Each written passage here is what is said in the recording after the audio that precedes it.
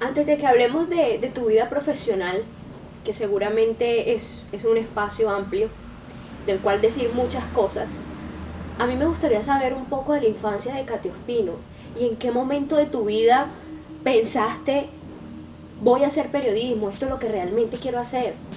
Bueno, ¿qué te puedo decir? Mi infancia transcurrió en uno de los barrios más populares de la ciudad. Eh, Ahí empezó, en ese barrio, a despertarse mi instinto o mi amor por el periodismo. Era apenas una estudiante de bachillerato cuando ya empezaba a mostrar interés por las letras. Yo estudiaba hacia 10.º grado y se me presentó la oportunidad de escribir para un periódico que había en Valledupar que se llamaba Diario Vallenato, que era de Lolita Costa. Ahí se abrió un espacio para los estudiantes. Yo no desaproveché ese espacio y pues empecé a escribir. Ahí empezó a desarrollarse el instinto o el amor por el periodismo. Cuando te conocí, eh, estaba yo trabajando en un medio regional muy bonito, que era El Pilón. Y recuerdo tanto que me abordaste y me dijiste una frase que a mí no se me ha olvidado nunca. Pero quisiera que me dijeras qué significaba para ti en ese momento.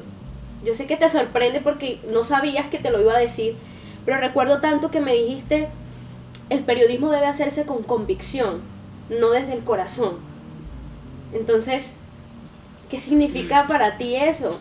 Siempre lo he atesorado y lo recuerdo mucho, pero quisiera saber qué significa para Katy Ospino. Me es grato recordar esa anécdota. La verdad no la recordaba, pero me es grato saber que atesoras esa expresión. Yo de pronto te la dije en un momento que la estaba sintiendo muy, muy, muy profundamente, porque en realidad esa es mi convicción. El periodismo no se hace desde el corazón, el periodismo se hace desde la convicción de periodista. Previo a esta entrevista te decía que el periodismo debe ser concebido desde la realidad que cumple el periodista o la función que cumple el periodista dentro de la sociedad. Nosotros no podemos ser periodistas al servicio del poder. El verdadero periodista siempre va a ser contrapoder. Y para tú ser contrapoder tienes que hacerlo con convicción, no con el corazón. Un episodio, un episodio de tu vida que recuerdes, que te haya marcado, que te haya enseñado.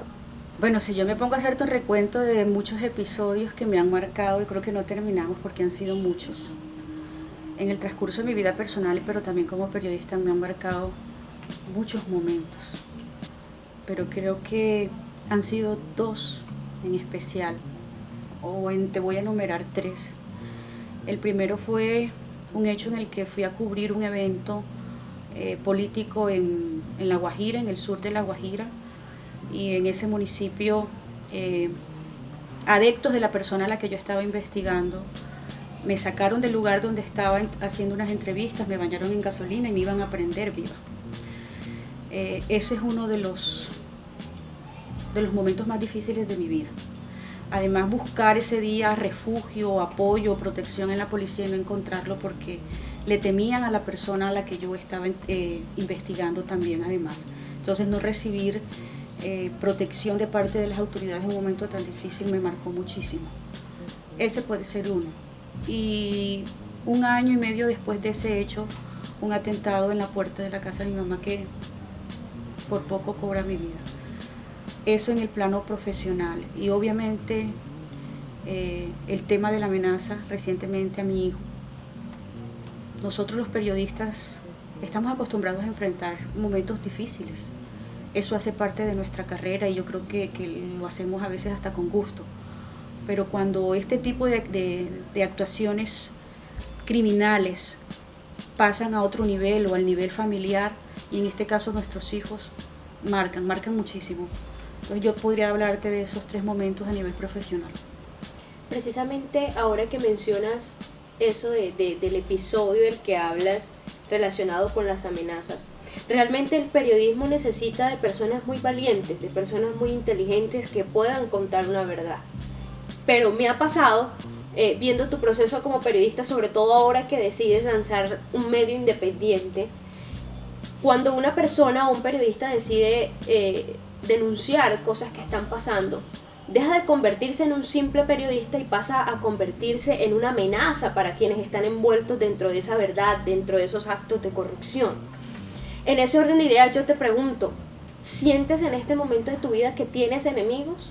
Sería muy irresponsable de mi parte considerar enemigos a las personas sobre las cuales hago investigaciones periodísticas sobre hechos de corrupción o delictivos. No los considero mis enemigos, no son mis enemigos. Yo simplemente soy una periodista que hace su ejercicio de investigar e informar. No sé si de pronto ellos me consideren una piedra en el zapato o en realidad una enemiga. Pero siempre debemos tener claro como periodista, y lo repito una y mil veces, nosotros somos contrapoder. Un buen periodista nunca va a estar al servicio del poder, eso jamás. Hay una cosa muy inteligente que he escuchado y es que el poder y la corrupción acaban con todo. Normalmente las mujeres somos muy apasionadas cuando ejercemos nuestra profesión, sobre todo si se trata de esta, el periodismo. Por eso quisiera hablar de lo que mencionaste ahorita, las amenazas, el peligro. Muchas veces nos encontramos de cara a cara con él. ¿Cómo te has sentido con estas amenazas que has recibido? ¿Qué tanto te han tocado? Considerando que la última fue en relación con alguien muy allegado a ti, era tu hijo, uno de tus hijos adorados. Entonces, ¿cómo te sentiste y cómo seguir teniendo el valor, seguir siendo valiente para seguir denunciando cosas, para seguir hablando y para seguir teniendo esa insistencia de contarle a la gente lo que está pasando, sobre todo a nivel político y de corrupción, no solo a nivel regional, sino en otros lados de Colombia? Bueno, varios puntos sobre esa pregunta. El primero es cómo me sentí. Relativamente las amenazas, los señalamientos, las calumnias en contra de un periodista que hace investigaciones sobre corrupción se vuelven un común denominador. Termina uno como acostumbrándose un poco a que eres objetivo de amenazas, eres objetivo de señalamientos, de cuestionamientos. Entonces termina como volviéndose, no debería, pero termina como volviéndose parte del ejercicio periodístico, del buen ejercicio periodístico. ¿Que cómo lo he enfrentado? Como lo tenemos que enfrentar todos los periodistas. Una amenaza, una mentira, un atentado, no te pueden hacer perder el horizonte. Las letras no se desdibujan en medio del miedo. A veces el miedo inspira. Porque si me preguntas, ¿has sentido miedo? Claro que he sentido miedo. Muchas veces he sentido miedo. Pero ese miedo me ha inspirado a seguir haciendo mi trabajo. Porque estas actuaciones delictivas de parte de las personas que yo investigo simplemente me dicen que estoy haciendo bien mi trabajo, que estoy por el camino correcto. Esta es mi función y mientras Dios me lo permita seguiré cumpliéndola a cabalidad. Hay una herramienta, Marian, que utilizan los delincuentes. La herramienta más poderosa o el arma criminal más poderosa de los delincuentes no son los fusiles, no son las 9 milímetros, no es ni siquiera la misma muerte. La herramienta más poderosa de los delincuentes se llama el miedo.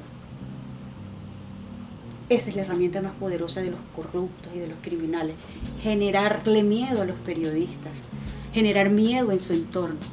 Pero cuando tú coges esa herramienta del miedo y la destruyes y la enfrentas con coraje y valentía, queda sirviendo para nada. Queda sirviendo para nada. Entonces, los periodistas tenemos que siempre hacerle honor a las dos herramientas que se nos entregan cuando decidimos ser periodistas: la palabra y la verdad. Hablemos de tu trabajo independiente. Has decidido también tener la valentía de lanzar tus videocolumnas, que si bien han generado una aceptación y también gente con mucha controversia por lo que traen consigo. Hay una cosa en particular en las columnas y un común denominador, y sé que más de uno se lo pregunta: la familia Géneco. ¿Por qué denunciar actos corruptos y cosas ligadas a esta familia? Pregunto algo que sé que mucha gente piensa. ¿Hay algo en especial de Kate Ospino hacia la familia Géneco? ¿O qué hay detrás de todos estos hechos que te has decidido denunciar? Bueno, esa pregunta me la hacen mucho en las redes sociales, o mis amigos que me abordan, y hasta mi familia me ha preguntado muchas veces por qué los génicos.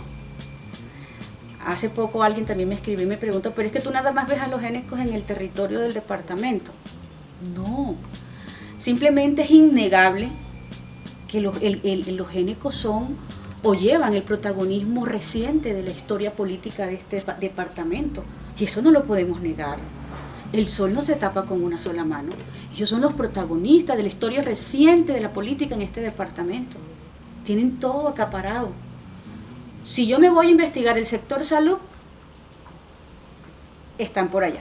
Si me voy a investigar el sector infraestructura, están por allá. Por donde me meta en lo social, en todos los eslabones de la economía y de la política en el departamento, están ellos. Entonces, por donde yo me meta los encuentros, ¿qué puedo hacer yo en ese caso? Darle rienda suelta a mi trabajo como investigadora. Que yo a veces no hablo de uno y que sí hablo del otro. Perdón, ¿cuántas veces yo no he denunciado actos de corrupción, de Morón, de los Araújo? También lo he podido cuestionar muchas veces. Porque siempre me preguntan que los génicos, sino que se hace más visible porque son las personas que están dentro del poder. Entonces es innegable no poder tenerlos en la palestra pública, no tenerlos en el radar de las investigaciones. En ese orden de ideas, ¿cómo ves el panorama político en el Cesar? ¿Crees que bajo esta dominación de unos pocos pueda cambiar algún día las condiciones del departamento? La verdad, María, que es una pregunta bien interesante, y a mi concepto como periodista, el futuro del departamento es incierto.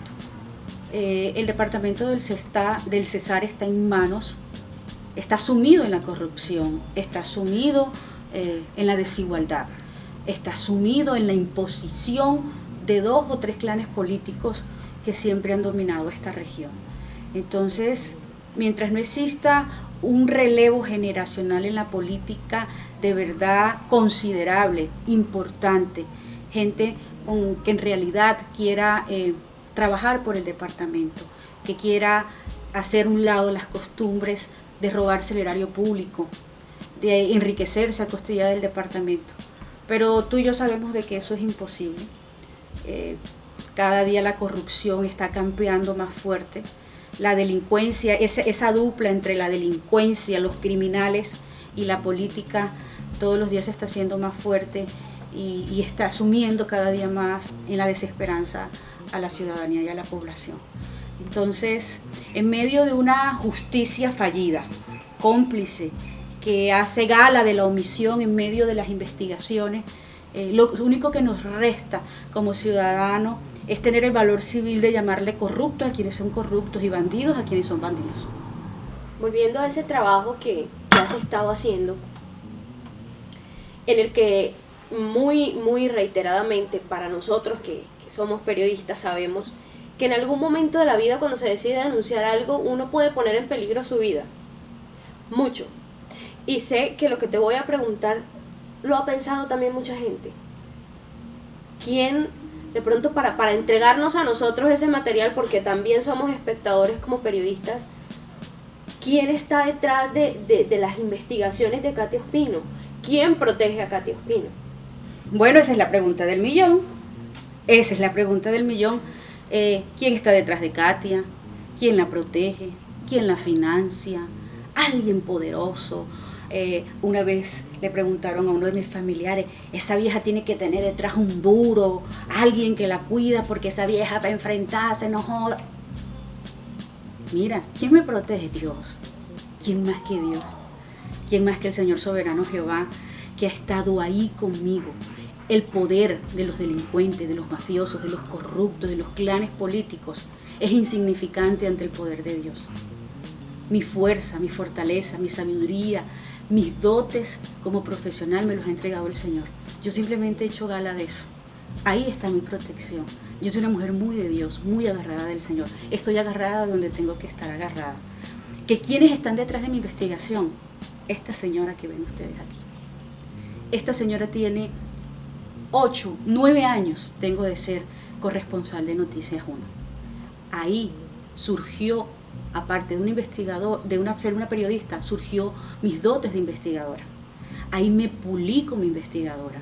Ahí aprendí cómo estructurar investigaciones periodísticas. Es mi casa, mi gran escuela. Y esos dotes los estoy aprovechando. En este momento, Maribel, que el periodismo en el mundo está en crisis.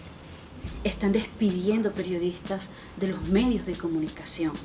O los están despidiendo porque no hay cómo financiar un equipo periodístico, o los están despidiendo porque el poder político no les gusta cómo opinan o cómo escriben, o porque no están al servicio de la política, del poder y de la corrupción.